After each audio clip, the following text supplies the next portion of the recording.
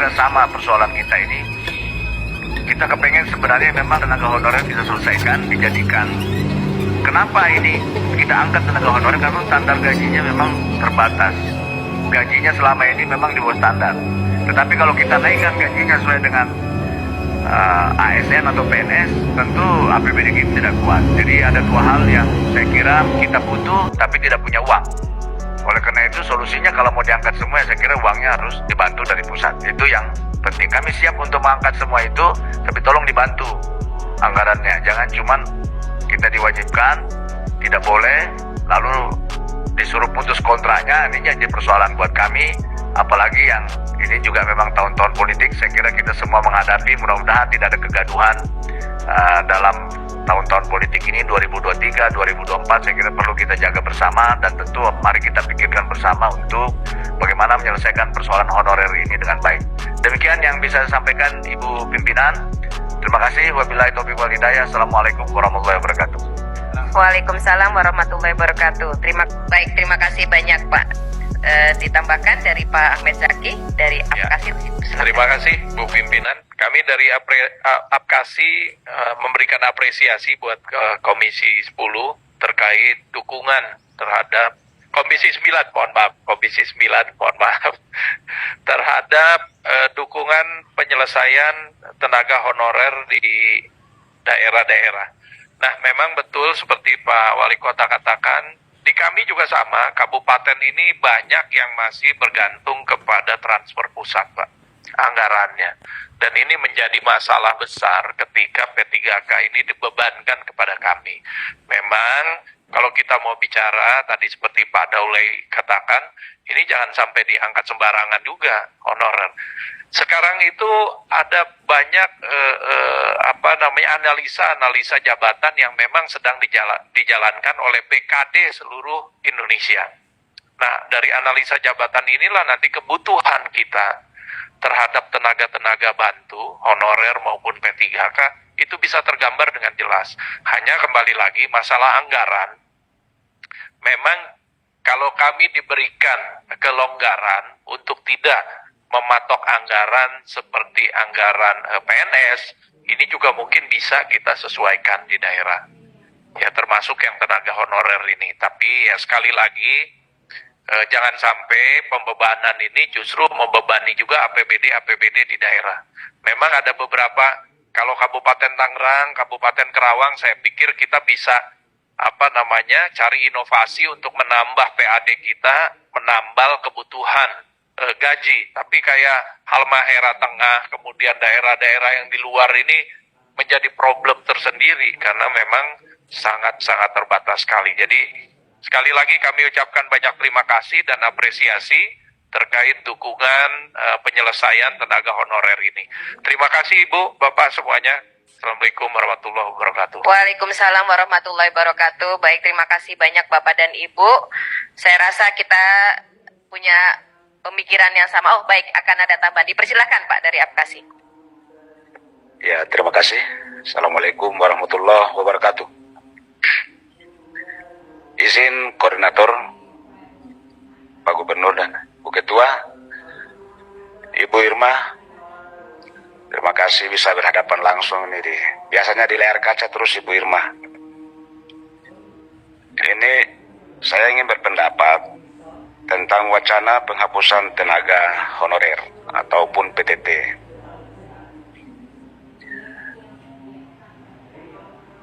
Saya menyarankan kepada Komisi 9 untuk bicara dengan pemerintah, Kementerian Dagri dan PNRB untuk hentikan wacana penghapusan. Ya, seluruh problem-problem yang kita hadapi, seluruh bupati dan kepala daerah sama problemnya. Semakin wacana dihapus akan semakin tambah kita. Artinya ini situasi dia seperti sunat muakkad, bahwa ada tenaga yang tidak bisa kita abaikan. Contoh-contoh sudah disampaikan, kasus-kasus tenaga kesehatan. Kemarin di masa pandemi itu kita buat kebijakan sesuai dengan arahan pemerintah. Itu 30% loh. Dari dana transfer itu kan dialihkan untuk semua gitu. Dan yang mengatasi soal-soal itu, ini tenaga kita di lapangan itu, tenaga honorer. Apalagi daerah minor, tenaga kerja ASN seperti kami yang di daerah-daerah yang ya katakanlah yang di jauh dari pusat negara ini. Jadi cara pandang, asumsi, berpikir tentang bagaimana menghilangkan itu susah. Saya ibaratkan seperti berenang dari muara menuju hulu sungai. Jadi menteri ini akan dia kerja, ini terus ini berpikirnya, agak susah ini.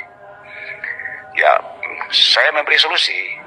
Komisi 9 turut memperjuangkan kepada Menq yang tadi disampaikan oleh Ibu Irma, yang memperbanyak anggarannya ke daerah. Salah satu visi daripada Jokowi, Pak Presiden kita, ia membangun dari kawasan-kawasan pinggir, dari timur, dari pinggiran, dari desa. Ini ujung tombak ini. Yang menjadi problem untuk penghapusan, kemudian membuat satu kebijakan yang namanya P3K, tapi penentuan kelulusan ketika tahun kemarin dan kami protes besar-besaran di rapat APKASI, itu ya menentukan kelulusan itu dari Menpan ARB. Sementara kita yang tahu masalah. Yang kedua, untuk mutasi dan lain-lain ditentukan oleh Menpan ARB. Ya, seperti istri dan ramil ataupun koramil, atau petugas vertikal yang datang dan bertugas, kemudian lulus, ikut suaminya lagi, tidak bisa dipindahin. Jadi kewenangan untuk mutasi dan lain-lain, ini barang-barang kecil, nggak usah diurus oleh Jakarta. Kita yang lebih tahu tentang rasio guru, kesehatan, ketenaga kerjaan di daerah kita. Bagaimana diatur oleh Jakarta lagi? Terkecuali memang tiap hari dia online di daerah terhadap masalah ini. Jadi saya minta untuk memberi salah satu rekomendasi dari komisi ini kepada Menteri untuk ini ditiadakan lagi menjadi urusan pemerintah di pusat terhadap mutasi dan lain sebagainya. Yang berikut tentang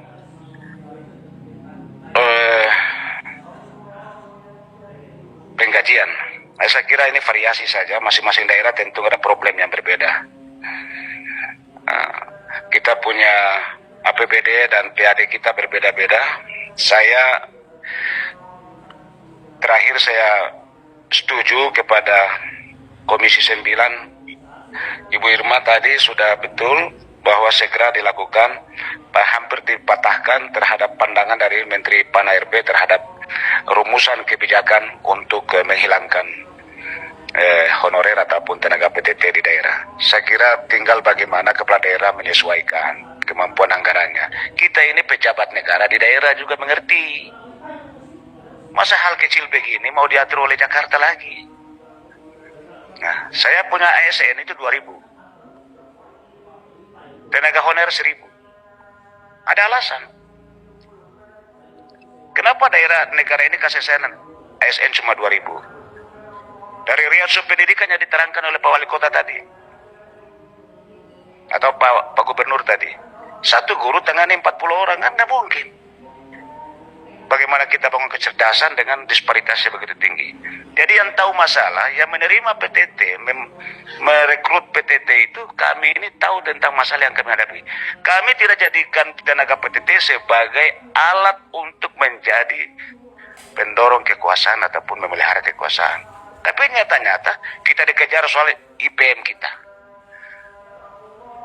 Kita dikejar tentang prestasi di bidang pendidikan. Kita dikejar bagaimana mengangkat harkat dan martabat masyarakat di soal kesejahteraan kesehatan. Sementara ruang ini tidak diberikan oleh Jakarta, ini bisa. Ya, kita punya fungsi-fungsi yang berbeda. Orang Jakarta atau pemimpin kita di Jakarta mengurus tentang regulasi secara nasional, kita mengurus hal-hal kecil di daerah yang dalam rangka untuk kepentingan bersama seperti yang kita bicarakan. Akhirnya apa? Semua terbentur